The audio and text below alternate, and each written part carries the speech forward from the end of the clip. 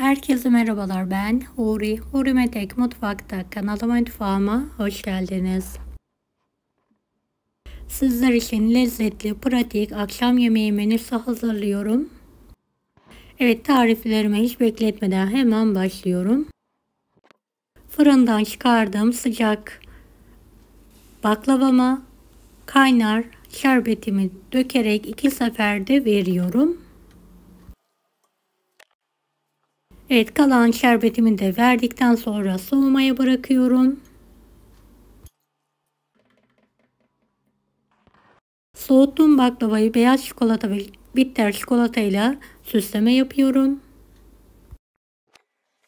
En son Antep fıstığı serpiyorum. Baklava tarifi ayrı olarak paylaşılacak. Takipte kalın. Evet, 1 yemek kaşığı kıyma, biraz sıvı yağ, biraz suyla kavuralım.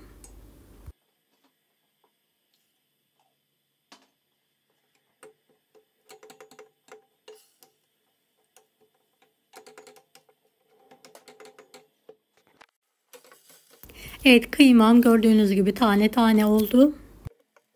Yarım yemek kaşığı biber salçası, 3 yemek kaşığı domates suyu ekleyelim. Asidi çıkana kadar kavurma işlemine devam edelim.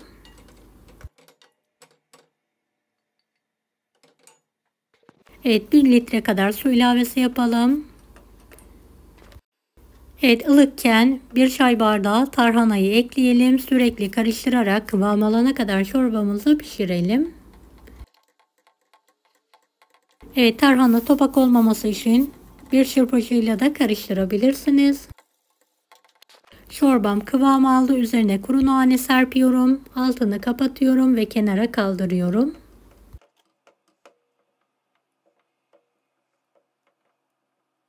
Evet, diğer tarifimiz için hemen hamur yoğurmaya başlıyorum. 2 yemek kaşığı un, yarım tatlı kaşığı tuz, yarım su bardağı ılık su, 1 tatlı kaşığı mayayı kabarttım.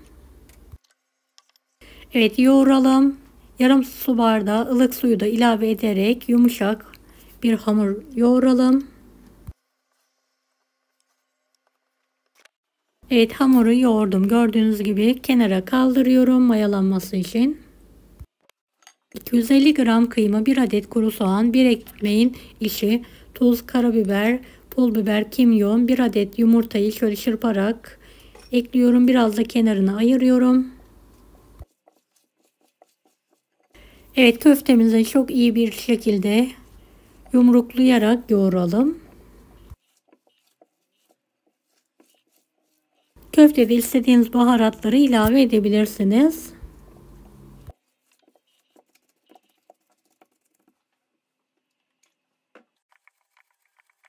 Evet, hazırladığım köfteyi şöyle 5 dakika dinlendiriyorum.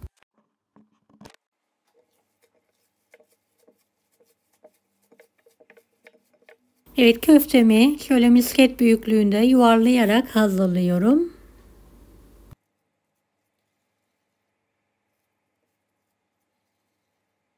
Beni hangi ülkeden veya şehirden izliyorsunuz merak ediyorum. Yoruma yazarsanız sevinirim.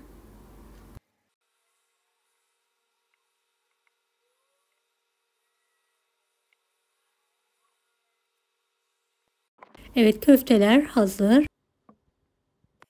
2 adet kuru soğanı piyazlık olacak şekilde şöyle biraz kavuralım.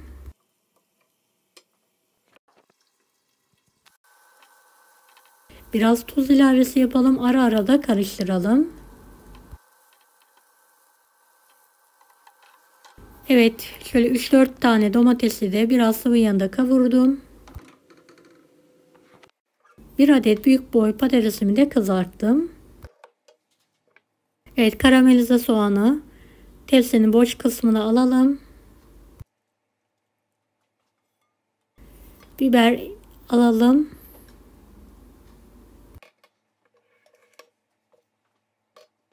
Kızarmış patates dilediğiniz sebzelerle hazırlayabilirsiniz.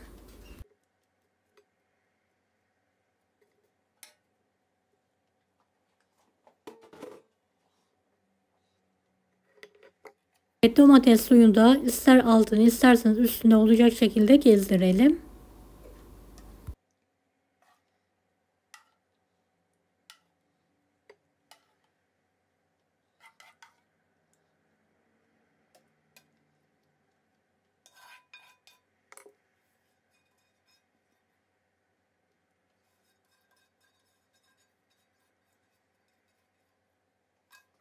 Yemeğimizin üzerine biraz sıvı yağ gezdirerek 170 dereceli fanlı fırında pişirmeye bırakalım.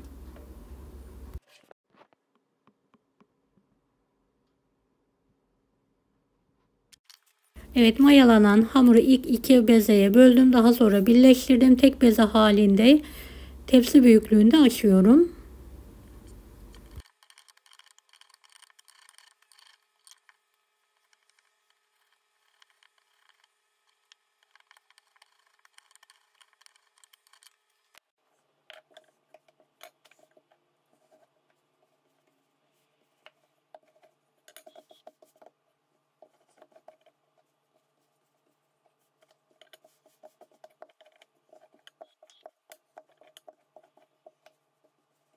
Bu büyüklük yeterli olacaktır.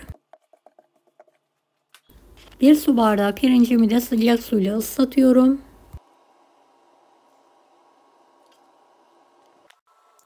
1 yemek kaşığı tereyağı, biraz sıvı yağda kavuralım.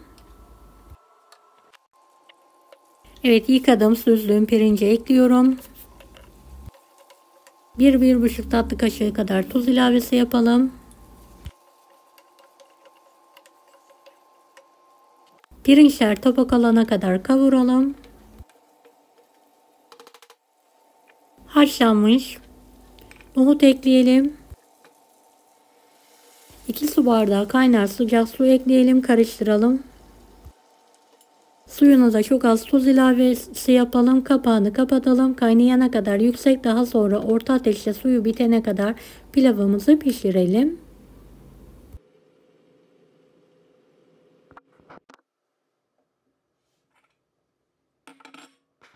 Evet, tamamen suyu bitti. Altını kapatarak demlenmeye bırakıyorum. Demlendirdiğim pilavı karıştırıyorum.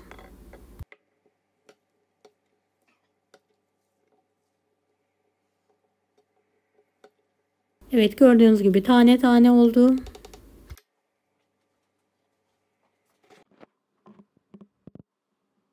Yemeğimi de hemen fırından çıkartıyorum. Hamurun kenarlarını sıvı yağ ile yağlıyorum. Tepsimizin de kenarını yağlayalım.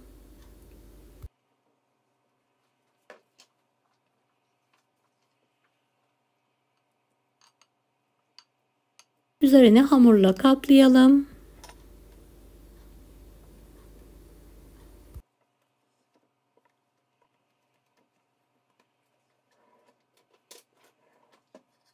Fazla hamurları da keserek topluyorum. Bir beze haline getiriyorum.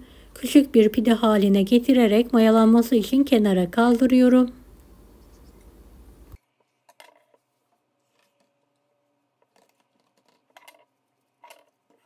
Üzerine kalan yumurtayı sürelim.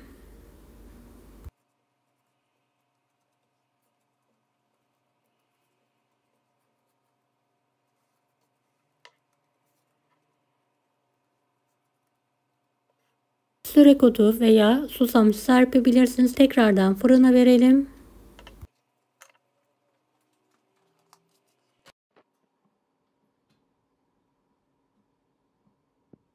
Evet, üzeri nar gibi kızardı. Hemen fırından çıkartıyorum.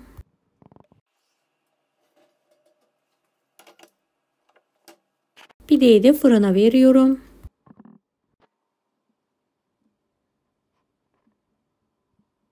Evet, şöyle hamurunu keserek işini de sizlere yakından göstermek istiyorum.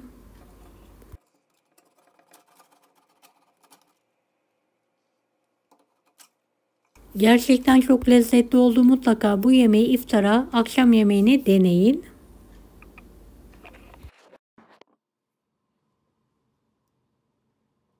Evet, akşam yemeği menümüz hazır. Yanında salata da hazırladım. Deneyecek olan herkese şimdiden kolaylıklar dilerim. Kanalıma ücretsiz abone olmayı unutmayın. Allah'a emanet olun. Hoşça kalın.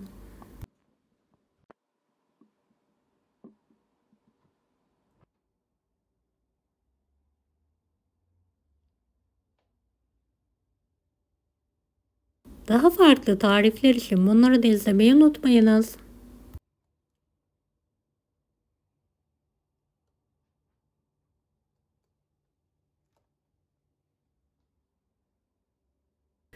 Kolay gelsin herkese. Baklava tarifini açıklama kısmındaki linkten ulaşabilirsiniz.